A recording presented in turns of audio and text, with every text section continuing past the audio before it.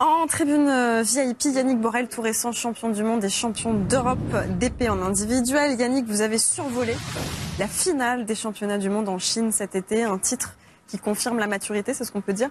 Je pense, ouais. On m'a souvent dit que la maturité, c'était à peu près à cet âge-là, 30 ans.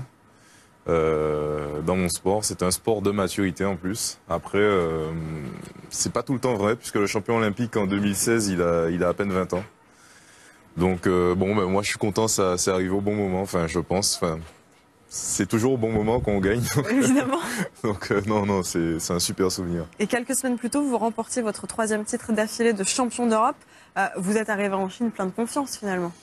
Oui, plein de confiance et avec aussi les 2 expériences passées des championnats d'Europe et à la suite, j'ai eu les Jeux Olympiques en 2016. L'individuel, je fais quart de finale. Et l'an dernier, au championnat du monde, je perds au premier tour. Donc voilà, je me suis arrêté à la moitié de la compétition, au début de la compétition. Donc j'ai pu aussi mieux gérer la phase entre les deux championnats.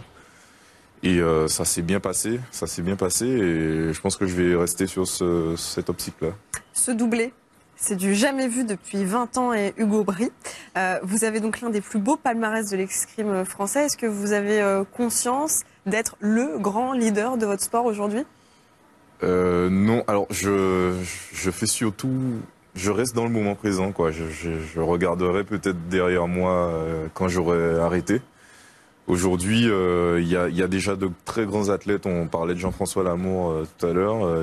Je pense à Eric Srecky. Il y a de grands escrimeurs qui ont laissé leur nom. Laura Flessel avant moi. Donc voilà, si je peux aller dans la continuité de cette tradition de l'escrime française, ce sera un honneur pour moi. Et voilà, je regarde devant, je regarde ce qui se passe maintenant. Je regarde pas encore derrière moi. Alors, il vous manque un titre de champion en individuel, c'est le titre de champion olympique. Est-ce que vous y pensez souvent? Bien sûr, j'y pense. J'ai déjà participé 2 fois aux Jeux Olympiques. Je me suis arrêté 2 fois en quart de finale. Il y a eu une médaille d'or quand même par équipe. Hein. J'ai gagné par équipe avec mes coéquipiers en 2016, avec Hugues d'ailleurs, donc qui est maintenant parti en Chine. Aujourd'hui, voilà, je travaille avec une nouvelle équipe, de nouveaux entraîneurs. J'ai toujours mes coéquipiers autour de moi à l'INSEP. J'ai un préparateur mental, un préparateur physique, une préparatrice physique en l'occurrence. Et voilà, on mène un gros travail pour atteindre l'objectif de cette médaille à Tokyo. Et en fait, je vois la compétition en 2 parties, arriver jusqu'à la médaille et une fois arrivé là, arriver à déterminer la couleur. Donc voilà, c'est la comme couleur, ça. C'est pas encore de l'or dans votre tête? Oui, mais je veux dire, la compétition sera en 2 parties. En 2 temps. D'abord la médaille, ensuite la couleur. Arriver jusqu'à ce niveau-là et après aller chercher la couleur. Ouais. Lors des derniers Jeux de 2016, qu'est-ce qui vous a manqué, qui ne vous manquera pas pour avoir cette médaille? L'expérience, le statut, parce qu'à l'époque, j'étais peut-être pas un tireur avec les titres pour justifier que je puisse inquiéter les autres. Aujourd'hui, peut-être qu'ils vont se dire, j'arriverai peut-être avec cette petite victoire de se dire, bon, il est costaud, il est capable de. Fait peur. Voilà, sur une journée, il est possible sur la journée en fait, puisque c'est ça qu'on attend d'un sportif, c'est que le jour J il soit présent. Faut être performant. Voilà. Donc aujourd'hui, je pense que j'ai montré à mes adversaires que j'en étais capable. Je me le suis montré à moi-même aussi. Donc voilà, c'est de la confiance et c'est des choses qui vont, j'espère, me permettre d'arriver jusqu'à cette médaille. Après les championnats d'Europe et les championnats du monde, vous avez dû vous faire opérer du poignet. On voit que vous avez encore une attelle. Vous êtes en rééducation? Pas encore. En fait, là, je suis immobilisé jusque mi-octobre.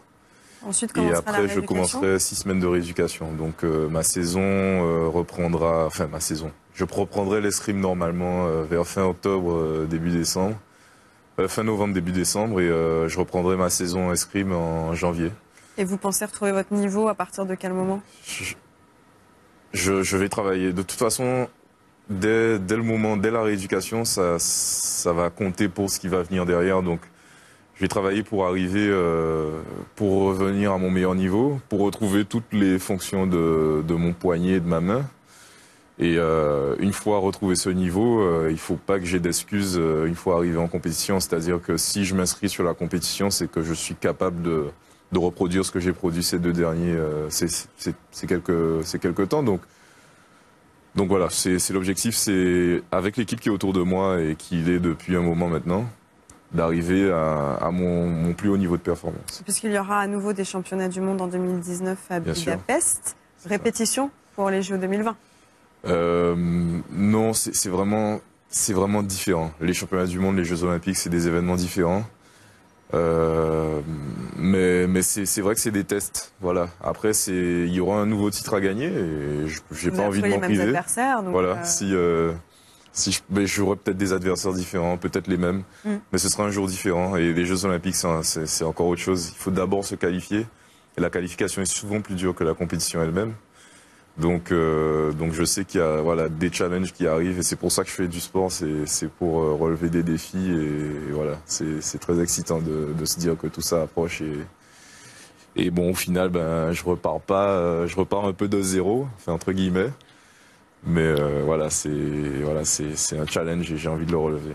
Vous parlez de challenge, j'ai une question à vous poser sur peut-être un challenge qu'un jour vous aurez envie de relever. On parlait de Laura Flessel qui a marqué son sport. Elle a quitté le ministère des Sports il y a peu dans le gouvernement. Est-ce que vous imaginez un jour ministre des Sports, puisque les sportifs ont la cote au gouvernement? Si ça se présente à moi, j'y réfléchirai peut-être. Bien sûr, évidemment, c'est beaucoup de responsabilités et il faudra voir ce que je peux apporter surtout au sport français. C'est ce que je vais essayer de réfléchir sur ça. Aujourd'hui, je suis loin de tout ça. Je suis encore sportif. La porte n'est pas fermée. Peut-être que je parle à un futur ministre. On ne sait jamais. On parlait de Laura Flessel. Vous venez tous les deux de Guadeloupe. Il y a un gros vivier d'escrimeurs en Guadeloupe. Tout à fait, oui. La même journée, Isaura Tibus est vice-championne du monde.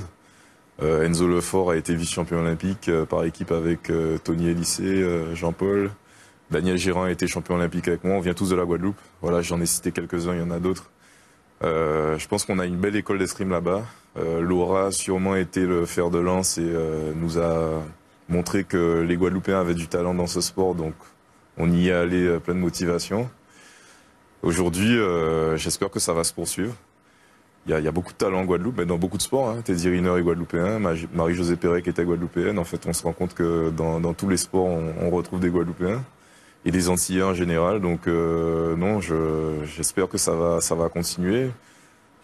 C'est aussi dû à la politique qui est menée. Donc c'est vrai que les coupes budgétaires font peur parce que ça touche aussi bien la métropole que les dom-toms.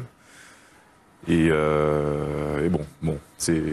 Et qu'est-ce que vous auriez envie de dire aux enfants, aux ados qui nous regardent et qui pourraient se lancer en escrime? Qu'est-ce qu'on peut leur dire pour qu'ils se lancent vraiment dans ce sport? D'y aller parce que on apprend souvent sous forme de jeu quand on est petit. Et c'est pas tout de suite du combat, c'est pas tout de suite... et il y a de plus en plus d'aide pour accéder à ce sport parce qu'on dit que c'est un sport réservé à...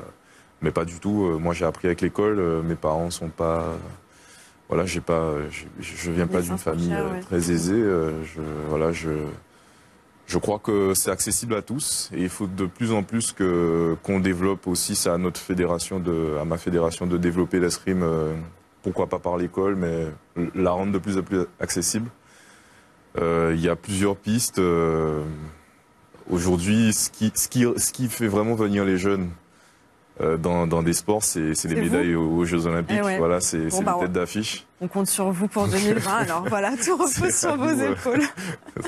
Merci beaucoup Yannick d'avoir été avec nous. Bonne rééducation. Merci. Et on vous retrouve dans les championnats du monde et puis évidemment en 2020. D'ici là, vous pouvez revenir quand vous voulez. Merci beaucoup d'avoir été là ce soir. Tout de suite, du foot sur Beansport avec de la Liga, avec Séville face à Retafe, Benjamin Da Silva aux commentaires, suivi de Club Europe avec Anne-Laure Bonnet. Merci à vous de nous avoir suivis ce soir. J'étais ravie de passer cette soirée avec vous. On se retrouve samedi 13h30 pour Salon VIP, dimanche 19h pour Tribune Sport. Belle semaine, ciao.